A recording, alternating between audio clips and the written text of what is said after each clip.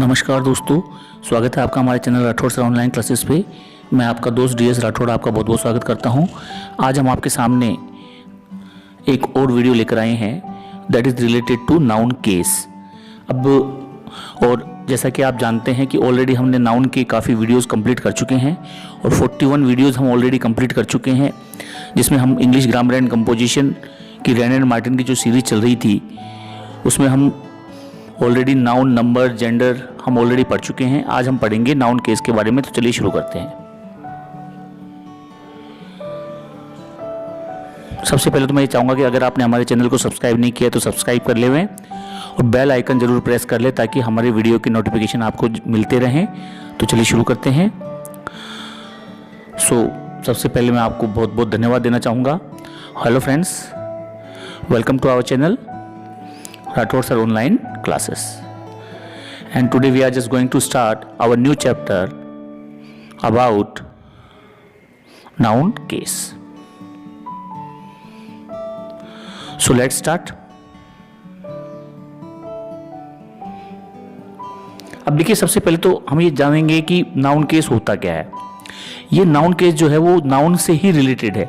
हालांकि देखिए इसमें कुछ पार्ट प्रोनाउन का भी आता है, लेकिन मोस्टली नाउन होने के कारण ये नाउन में ही काउंट होता है। तो ये हमको नाउन केस वास्तव में, जैसे आपने हिंदी में कारक पढ़े होंगे कि हिंदी में जैसे कर्ता ने, कर्म को, करण से, यानी कि कर्ता की या सब नाउन की सेंटेंस में जो पोजीशन होती है या नाउन किसके रूप में काम कर रहा है, जब हम उसका अध्ययन करता है तो वो केस कहलाता है, यानी कि इसे हम कारक कहते हैं। तो चलिए देखिए कि case indicate the grammatical function, कि नाउन केस हमको ये बताता है कि ग्रामेटिकली यानी व्याकरण के रूप में नाउन का वाक्य में रोल क्या है या नाउन किस रोल के तहत वाक्य में काम कर रहा है, या किसी भी सेंटेंस में नाउन का जो रोल है वो जब सब्जेक्ट के रूप में होता है या फिर वो ऑब्जेक्ट के रूप में है या पॉजेसिव रूप में है। तो इसके बारे में हम डिटेल से अध्ययन करेंगे कि केस जो है वो इंडिकेट करता है grammatical functions of noun and pronoun.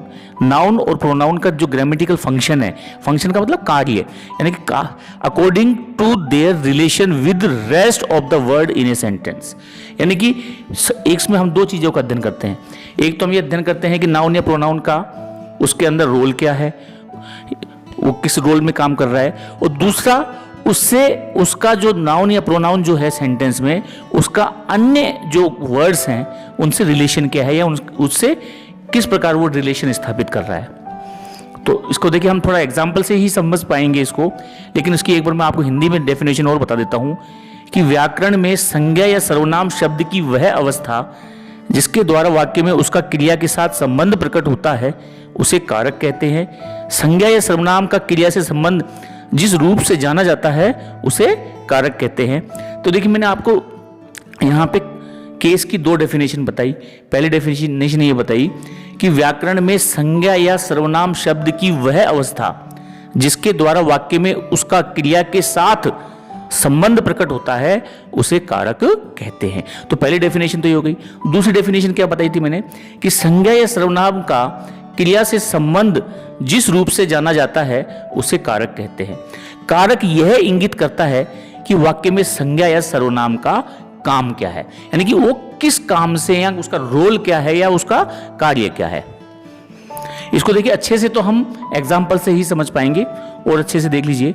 In English there are 5 cases. अंग्रेजी में जो होते हैं वो 5 कारक होते हैं, 5 केसेस होते हैं। कौन कौन से होते हैं देखिए।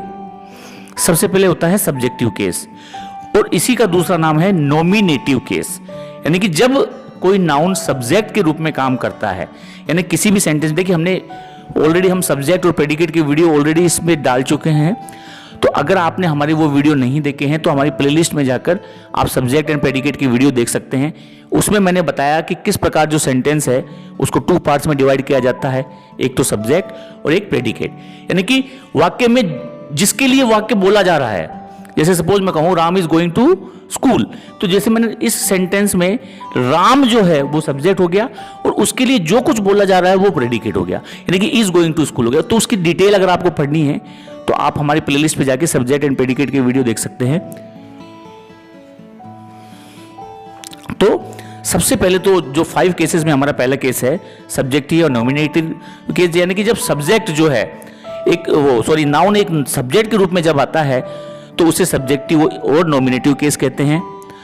जब वो ऑब्जेक्टिव केस के रूप में आता है और एक्यूजेटिव केस की, तो उसे जब वो ऑब्जेक्ट के रूप में आएगा तो वो ऑब्जेक्टिव केस कहलाएगा, और इसी का जो दूसरा नाम है वो है एक्यूजेटिव केस। तीसरा जो है वो है डेटिव केस, यानी अब देखिए जब मान लीजिए सब्जेक्ट जो नाउन जो है वो हमारा इनडायरेक्ट ऑब्जेक्ट के रूप में आता है तो उस परिस्थिति में उसे डेटिव केस कहा जाता है। यानी कि अगर कोई भी, तो इसकी जब डिटेल वीडियो देखिए, मैं बिल्कुल डिटेल में मैं इसको पढ़ाऊंगा, एक एक वीडियो, एक एक केस पे मैं एक एक वीडियो बनाऊंगा। तो अभी तो आप इसको थोड़ा मोटा मोटा समझ लीजिए कि वास्तव में होता क्या है। यानी कि जब नाउन सब्जेक्ट के रूप में आएगा तो वो सब्जेक्टिव वो नॉमिनेटिव केस कहलाएगा। जब वो ऑब्जेक्ट के रूप में आएगा, कौन सा ऑब्जेक्ट, डायरेक्ट ऑब्जेक्ट के रूप में आएगा तो वो ऑब्जेक्टिव केस कहलाएगा या एक्यूजेटिव केस कहलाएगा। जब वो इनडायरेक्ट ऑब्जेक्ट के रूप में आएगा तो उस परिस्थिति में हम उसे डेटिव केस कहेंगे। और जब वो कोई पोजीशन शो करेगा, पोजीशन का मतलब होता है कि देखिए पोजीशन का मतलब होता है कब्जा, कब्जा यानी कि अधिकार, यानी कि जैसे सपोज मैं कहूं कि दिस इज माई बुक, तो ये जो माई जो शब्द है वो मेरा उस बुक के ऊपर अधिकार दिखाने के लिए आता है। तो जब नाउन पॉजेसिव केस में आता है, जब नाउन पोजीशन का काम करता है, जैसे राम्स हाउस, राम का घर, तो यहां पर राम जो है वो पॉजेसिव केस में है, यानी कि पोजीशन का मतलब होता है अधिकार, कब्जा या स्वामित्व, उसे हम इंग्लिश में पॉजेसिव कहेंगे।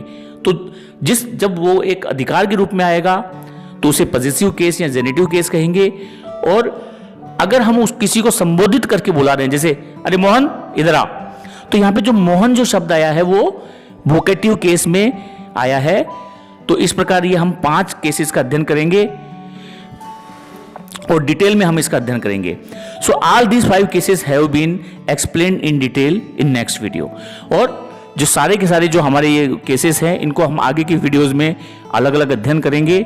इसी के साथ हमारा ये वीडियो समाप्त होता है। जय हिंद, जय भारत, वंदे मातरम।